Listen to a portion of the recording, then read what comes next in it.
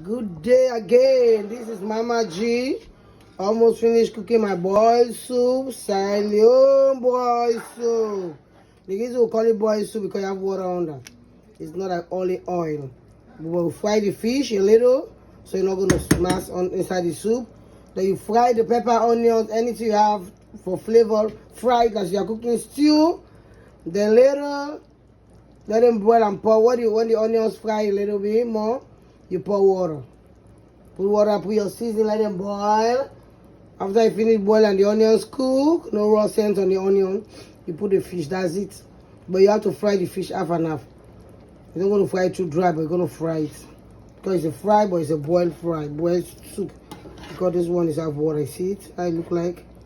There's oil, but there's not much oil.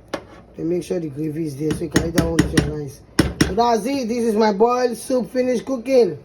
Mama G YouTube channel, go and subscribe. Go and hit the red subscribe button. Subscription is free. Today I cook Leone boiled soup. Fry the onion, pepper, and bell pepper. Fry it with the oil, a little bit of oil.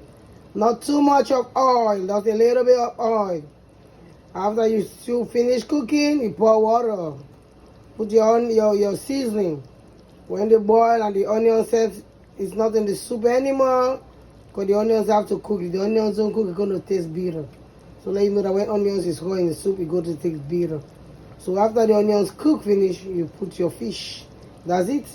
Let it boil for a few minutes. Then your soup is ready to eat. This is boiled soup. Go and hit the red subscribe button. Go and watch my channel. I have a lot of video there of cooking. Thank you. Love you, Mama G. Bye.